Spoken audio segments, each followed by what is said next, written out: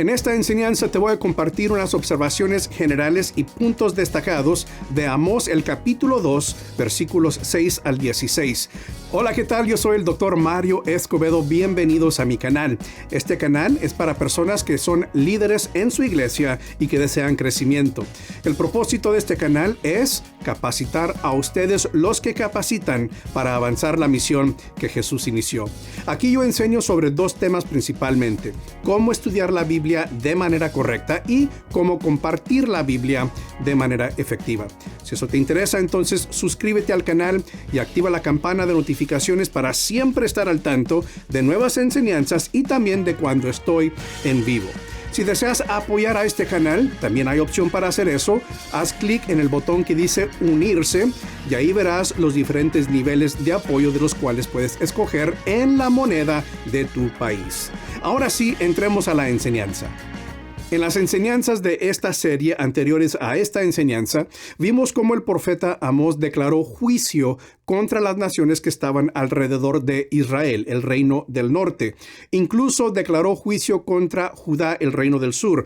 Pero comenzando con este pasaje, Amós el capítulo 2, versículo 6, y por el resto del escrito, Amós declarará juicio y castigo contra el reino del norte, el reino de Israel. Y por lo tanto vamos a ver esta primera declaración de juicio, comenzando en Amós el capítulo 2, versículo 6. Ahora, como siempre hago, cuando yo preparo un sermón o estudio un pasaje bíblico para preparar o enseñar de ese pasaje, lo primero que hago es que yo divido el pasaje en unidades de pensamiento. Y en este canal tengo muchas enseñanzas enseñándote cómo hacer eso y por qué debemos hacer eso. Lo que voy a hacer es que voy a compartir unas observaciones generales y puntos destacados de cada unidad de pensamiento. Comenzando con esta primera unidad de pensamiento, Amós 2, el versículo 6 al versículo, el versículo 8. Dice así: así ha dicho el Señor, por 3 pecados de Israel y por 4 no revocaré su castigo. El pueblo de Israel había llegado al colmo del pecado, por lo tanto Dios iba a castigar al pueblo. Porque venden por dinero al justo y al pobre por un par de zapatos. Codician hasta el polvo de la tierra que está sobre la cabeza de los empobrecidos y trastornan el camino de la gente humilde. Un hombre y su hijo tienen relaciones con la misma joven, profanando así mi santo nombre. Sobre ropas retenidas en prendas se recuestan junto a cualquier altar y en la casa de sus dioses beben el vino de los multados. He puesto por título o por tema para esta unidad de pensamiento lo siguiente: la injusticia de los ricos hacia los pobres. Y nada más voy a comentar 2 puntos de esta unidad de pensamiento. Como digo, en la otra enseñanza tengo más detalles sobre cada unidad de pensamiento. Pero en este caso quiero que veas, por favor, donde dice: porque venden por dinero al justo y al pobre por un par de zapatos. Y nos podemos imaginar lo siguiente: vamos a decir que un rico tenía una demanda contra un pobre o viceversa. Y nos podemos imaginar que el rico se acercaba al juez o al tribunal y le decía: mira, te doy un soborno, ¿no? Te doy una mordida para que des juicio a mi favor. Y tal vez le dice el juez: bueno, ¿y cuánto me vas a dar? Mira, un par de zapatos, un par de zapatos. Te voy a dar lo que cuesta un par de zapatos. Y el juez, porque estaba tan malvado y porque no era justo, aceptaba el soborno y decía: bueno, está bien, hagámoslo así. Y por lo tanto despreciaban a los pobres, vendían a los pobres por un par de zapatos. Ahora, no sé si literalmente lo que estaban haciendo o simplemente era la forma en que Amós nos está dejando a entender nosotros que los ricos realmente despreciaban, menospreciaban la vida de los pobres y no valoraban para nada a los pobres. También dice en esta misma división, en el versículo 7, un hombre y su hijo tienen relaciones con la misma joven, profanando así mi santo nombre. Ahora, esta es una desgracia, un descaro, por supuesto. Y lo que nos podemos imaginar es lo siguiente: que un hombre rico compraba una jovencita pobre para que fuera criada en su casa, pero nos podemos imaginar, por lo que dice Amós, que esa jovencita entonces era convertida en una esclava sexual, tanto para el padre como para el hijo, y esto Dios lo aborrecía. Y vemos de nuevo cómo los ricos menospreciaban, no valoraban las vidas de los pobres, los trataban como basura, no eran nada para ellos. Ahora, aquí en paréntesis, déjame comentar lo siguiente. En las enseñanzas anteriores a esta, vimos especialmente en el capítulo 1, cómo Dios declaró juicio contra las naciones que estaban alrededor de Israel. Y en cada caso, Dios iba a castigar a cada nación por una injusticia que esa nación había cometido. Pero la injusticia se había cometido contra otra nación, otro pueblo. Ahora, eso es malo, por supuesto, y por lo tanto Dios los iba a castigar. Pero date cuenta que en Israel la injusticia que se estaba cometiendo no era contra otra nación, sino que los ricos cometían injusticias contra los mismos pobres de su pueblo, de su nación. Es un descaro, una vergüenza que el pueblo de Dios cometía estas injusticias contra otros miembros del mismo pueblo de Dios. Como idea principal, para esta unidad de pensamiento, yo escogí lo siguiente: porque venden por dinero al justo y al pobre por un par de zapatos. Eso para mí encapsula la idea que el profeta Amós nos quiere comunicar. Los ricos despreciaban, menospreciaban, no valoraban a los pobres y los trataban como basura. En la segunda unidad de pensamiento, discúlpenme la interrupción, pero se me pasó decir que si tú eres una persona que desea aprender a predicar, yo he preparado un seminario web gratis en el cual te enseño las 3 fases que yo implemento cada vez que yo preparo un sermón para predicar en mi iglesia. Además, te comparto los detalles sobre mi curso, en el cual te enseño paso por paso todo el proceso para preparar un sermón bíblico arraigado en el texto bíblico. El curso sí lleva un costo, pero el seminario web es totalmente gratis. Y te puedes registrar para el seminario web en mi sitio web, marioescobedo.com/predica. Regresemos ahora sí a la enseñanza. En la segunda unidad de pensamiento, yo le puse por tema o por título lo siguiente: la bondad que Dios demostró a Israel. Y en resumen, lo que nos damos cuenta en estos versículos del 9 al 12 es que tenemos una litanía de todas las cosas que Dios había hecho a favor del pueblo de Israel. Leamos, dice así: yo destruí delante de ellos al amorreo. Ahora, el amorreo simbolizaba todas las naciones cananeas que vivían en la tierra prometida antes de que Israel entrara a tomar posesión de la tierra prometida. Ahora, había una nación de los amorreos, pero en este contexto los amorreos simbolizan básicamente todas las naciones que Israel conquistó para tomar posesión de la tierra prometida. Y Dios dice, pues yo soy el que destruí a los amorreos, cuya estatura era como la altura de los cedros y que era fuerte como una encina. Ahora, no importaba qué tan fuertes eran los amorreos, Dios los pudo destruir. Destruir su fruto arriba y sus raíces abajo, es decir, una destrucción completa. Versículo 10. Los hice subir de la tierra de Egipto, y durante 40 años los hice caminar por el desierto, y caminé con ustedes por el desierto para que poseyeran la tierra del amorreo. Entonces, fíjate cómo Dios, a través del profeta, hace referencia a cómo Él los libertó de la esclavitud en Egipto, los dirigió por el desierto y los trajo a la tierra prometida para darles esa tierra que le había prometido a Abraham. Y entonces también dice el versículo 11, otra bondad de Dios en el versículo 11. Levanté profetas de sus hijos y nazareos de sus jóvenes. ¿No es esto así, hijos de Israel? Ahora, el hecho de que Dios levantó a profetas y nazareos nos dice lo siguiente, que Dios proveó para el pueblo de Israel guías espirituales.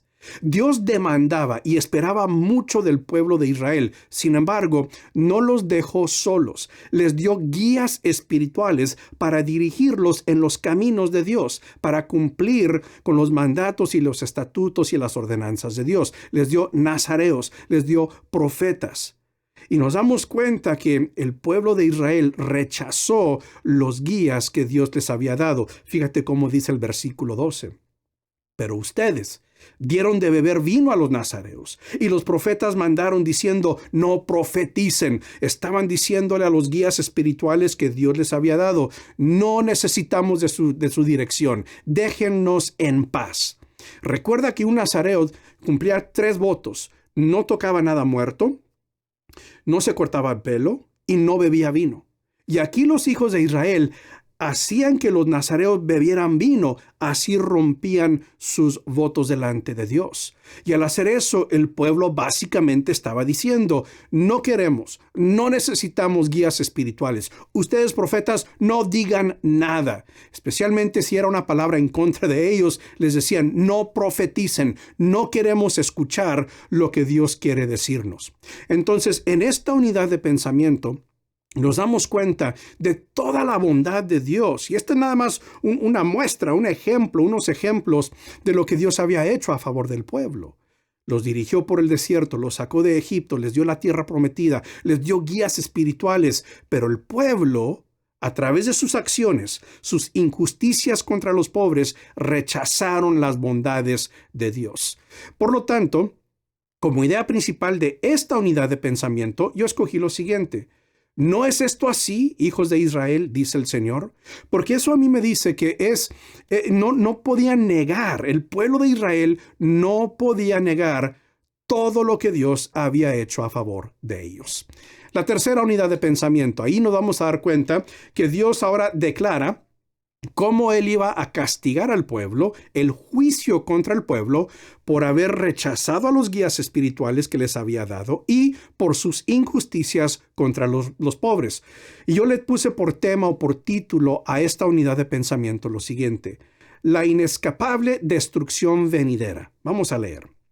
Yo pues haré tambalear sus pies como se tambalea la carreta repleta de gavillas. Haz de cuenta una carreta que va llena de gavillas que apenas se puede mover por el peso que tiene, ¿verdad? Apenas puede avanzar por el camino. Así dice Dios, yo voy a hacer que ustedes tambaleen.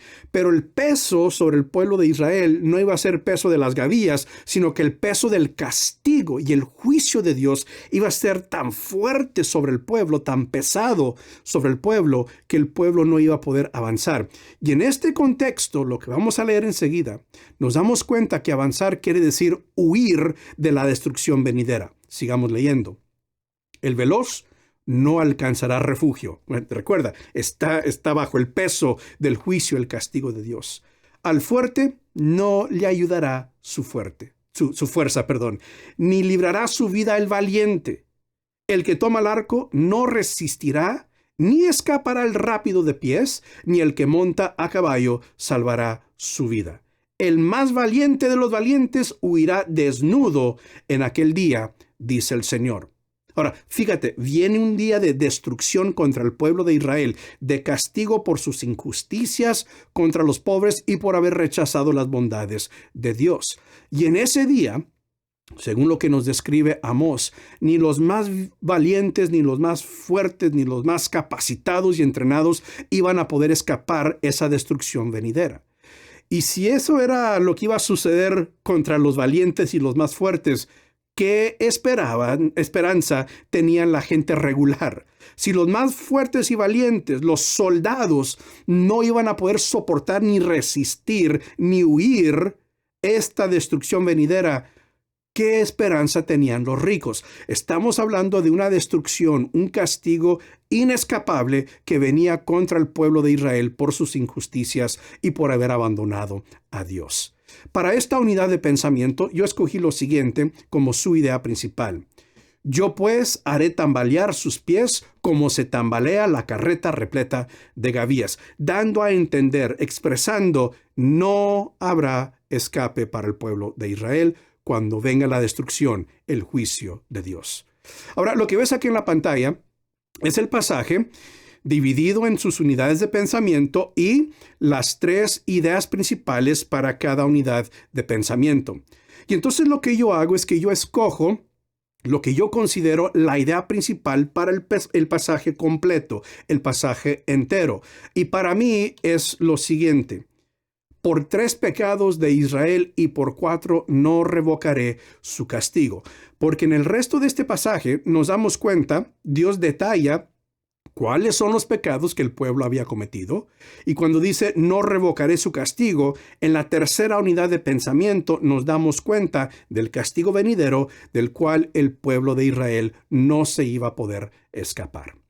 También lo que yo hago en mi proceso de estudiar un pasaje bíblico y de preparar un sermón, es que yo escribo una idea exegética. Y la idea exegética básicamente es mi resumen de lo que está hablando el pasaje, de la idea del pasaje, pero en mis propias palabras. Fíjate lo que escribí como idea exegética para este pasaje. Dice así: Dios enviaría castigo contra Israel, a tal extremo que ni siquiera los más fuertes y valientes de ellos podrían salvarse, porque los ricos de Israel habían maltratado a los pobres de Israel y habían rechazado los guías espirituales que Dios les había dado. Y eso para mí toma en cuenta los diferentes detalles de cada unidad de pensamiento de este pasaje. Y eso para mí, esto no lo voy a predicar, esta idea exegética. Esa idea exegética yo la escribo para estar seguro, para demostrarme a mí mismo que yo comprendo ¿qué está diciendo este pasaje? ¿De qué se trata este pasaje?